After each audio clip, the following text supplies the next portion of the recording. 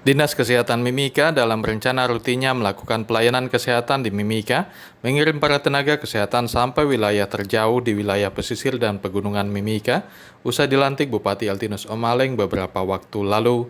Tenaga kesehatan yang diantar langsung Sekretaris Dinas Kesehatan Mimika, Marcel Mameyau, bersama staf Dinas Kesehatan Mimika, mulai dari kepala puskesmas hingga perawat, untuk melakukan pelayanan kepada masyarakat di wilayah tersebut. Sekretaris Dinas Kesehatan Mimika Marcel Mameyau meminta kepada tenaga kesehatan yang ditugaskan agar dapat melakukan pelayanannya dengan baik sebagai bentuk nyata implementasi visi dan misi Bupati dan Wakil Bupati Mimika. Setelah pelantikan, kami harus antar kepala-kepala puskesmas yang baru bersama KTU-nya. Untuk Wakia dengan KTU-nya, kemudian kepala puskesmas Ahmad. Kami ke Pokowai Buru dulu, karena Pokowai Buru dengan Pokonau kami dikasih tenaga Nusantara Sehat 2 dari pusat. Satu untuk Pokowai Buru, satu untuk Pokonau.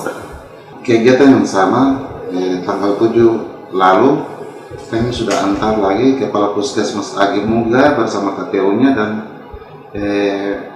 Jita. Harapan teman-teman yang baru dilantik dapat bekerja keras lagi, karena terkait dengan pandemi COVID, jadi daerah pesisir sementara ini daerah hijau, jadi tetap mempertahankan kondisi yang ada, jangan sampai orang baru pergi bawa virus lagi ya muncul klaster baru. Ditambahkannya Kepala Dinas Kesehatan Mimika Renol Ubra, untuk pengiriman tenaga kesehatan di wilayah pegunungan, pihaknya akan melakukan penyesuaian dengan kalender Kamtipmas oleh Polres Mimika. Jika dirasa sudah aman, maka penyaluran tenaga kesehatan akan dilakukan sesegera mungkin. Namun seperti yang dinyatakan Kapolres Mimika AKBP Era Dinata, saat ini di wilayah pegunungan Mimika belum dinyatakan kondusif bagi warga sipil.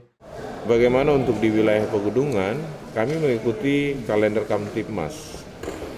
Nah, sejak awal tahun 2020 ketika terjadi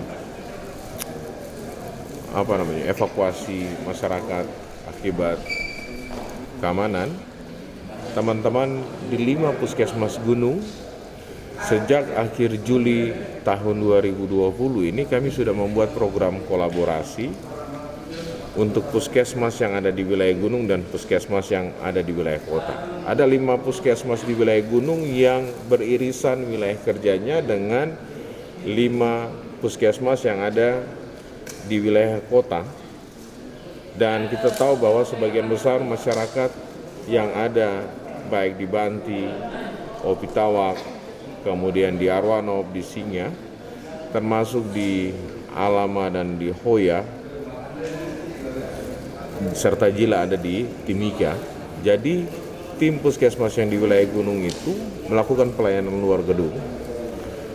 Kolaborasi ini sudah kita desain untuk meningkatkan bagaimana promosi preventif masyarakat, terutama beraktivitas pada pandemi COVID, termasuk cara mencegah supaya tidak tertular COVID. Itu yang pertama.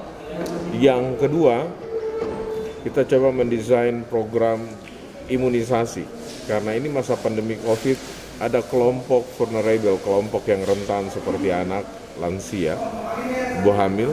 Kita coba untuk pelayanan sweeping dari rumah ke rumah dilakukan oleh tim puskesmas yang ada di wilayah pegunungan, karena masyarakatnya ada di kota. Kemudian program malaria, kita tahu bahwa malaria di Timika masih tinggi. Kami ingin seseorang yang terdiagnosa malaria itu mendapat pengobatan paripurna, dinyatakan benar-benar sembuh. Seperti itu. Jadi pengawasan minum obat dilakukan juga oleh tim puskesmas dari wilayah gunung. Sebagian besar pelayanan memang untuk di wilayah gunung. Ada rencana kami untuk berkolaborasi dengan beberapa stakeholder untuk memberikan pelayanan, misalnya dengan YPMAK ataupun OPD lainnya seperti BPBD.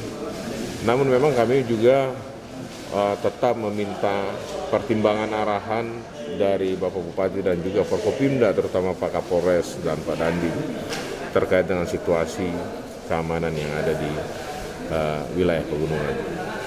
Saya pikir itu untuk saat ini kami coba untuk membenahi bagaimana standar pelayanan yang selain berkolaborasi, tetapi minggu depan kami akan turun juga ke wilayah Yapakopa N2.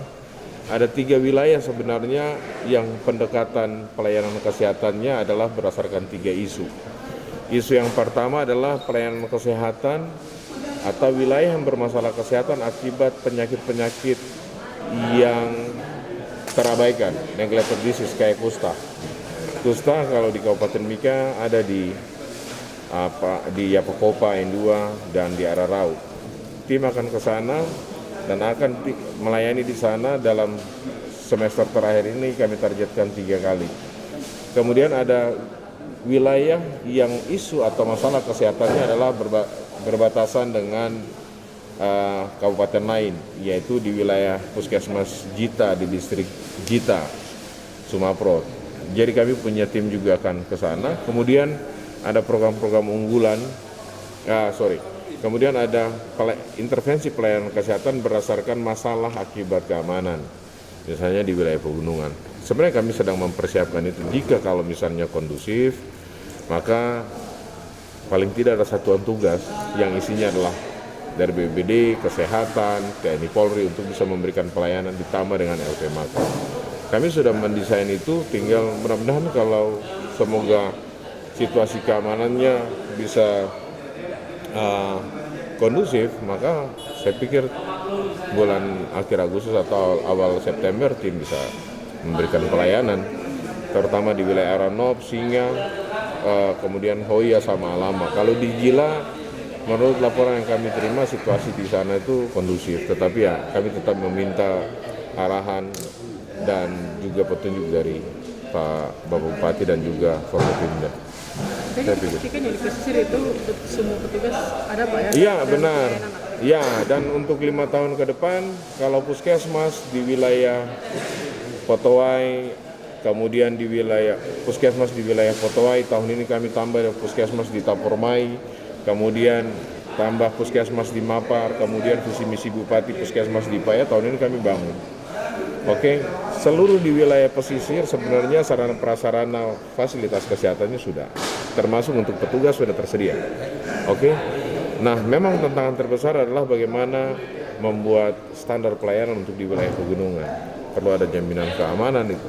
Jadi memang keamanan sebenarnya modal terbesar untuk bagaimana pembangunan di wilayah gunung.